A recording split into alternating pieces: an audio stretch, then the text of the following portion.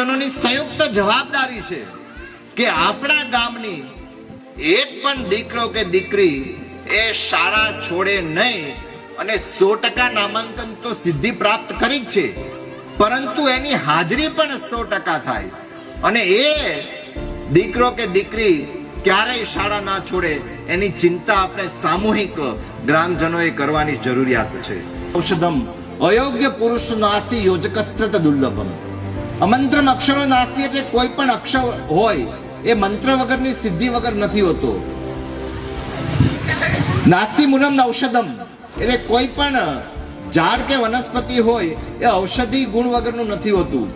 એવી જ રીતના કોઈ પણ વ્યક્તિ એ અયોગ્ય નથી હોતો, પરંતુ એ વ્યક્તિમાં જે શક્તિ છુપાયેલી છે એને બહાર લાવવા માટેનો યોજકસ્ત્રત દુર્લભમ એવા વ્યક્તિ ખૂબ જ મળવા મુશ્કેલ હોય છે. ત્યારે આપણે પણ આપણા વર્ગખંડમાં જે વિદ્યાર્થીઓ છે એની ક્ષમતાને અનુસાર એક મંચ પૂરું પાડવાનું કોઈ ઈશ્વરી કાર્ય સોંપ્યું હોય તો શિક્ષક મિત્રોને સોંપ્યું છે. ત્યારે સંવેદનાના દ્વાર ખુલ્યા છે, એમના ભવિષ્યના કારકિર્દી ઘડતરના દરવાજા ખુલ્યા છે.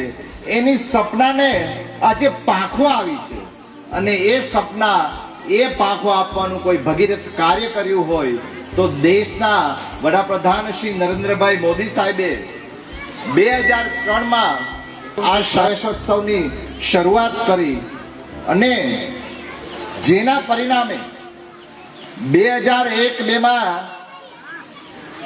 જે ડ્રોપ આઉટ રેશિયો એટલે કે શાળા છોડીને જે વિદ્યાર્થીઓ જતા રહેતા હતા, આજે મને આનંદ થાય કે આ ગામમાં 100% જે બાળકો છોડીને ગયા તે બધા જ બાળકોને પાછા લાવવામાં આપણે સફળ થયા છે. તે બદલ સર્વે ગુરુજનો અને સર્વે ગ્રામજનોનો હું ખૂબ ખૂબ આભાર માનું છું. 2002-3માં 1માં જે 37.22% એટલે કે 100 વિદ્યાર્થીઓ પ્રવેશ લે એમાંથી 1/3 જેટલા 37% બાળકો શાળા છોડીને જતા હતા. આજે શાળા પ્રવેશોત્સવ ના પરિણામે આજે એ રેશિયો ડ્રોપ આઉટ રેટ જે છે એ ઘટી અને લગભગ 2.5%ની આજુબાજુ લાવવામાં ગુજરાતની સરકાર માનની ભૂપેન્દ્રભાઈ પટેલ સાહેબના નેતૃત્વમાં સફળ રહી છે.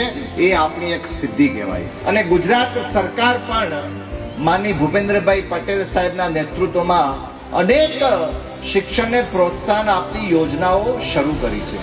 હમણાં જ આપણે જે વિદ્યાર્થીઓને સન્માનિત કર્યા, પ્રમાણપત્ર આપ્યા, તો આપણને ધ્યાનમાં આવશે કે વિદ્યાર્થીઓને મેરિટ સ્કોલરશિપ આપવા માટે મુખ્યમંત્રી જ્ઞાન સેતુ યોજના, મુખ્યમંત્રી જ્ઞાન સાધના મેરિટ સ્કોલરશિપ યોજના, એ ઉપરાંત દીકરીઓ બેટી બચાવો બેટી પઢાઓનું જે સૂત્ર નરેન્દ્રભાઈ મોદી સાહેબે આપ્યું હતું એ સૂત્રને ચરિતાર્થ કરવા માટે ભૂપેન્દ્રભાઈ પટેલ સાહેબના નેતૃત્વમાં ગુજરાતની સરકારે નમો લક્ષ્મી યોજના શરૂ કરી અને આ યોજના અંતર્ગત ગુજરાતની દીકરીઓ પણ શિક્ષણમાં પ્રોત્સાહન મળે, એનું 100% હાજરી થાય અને એના માટે 9 થી 12 ધોરણમાં એમને પણ શિષ્યવૃત્તિ આપવામાં આવે છે.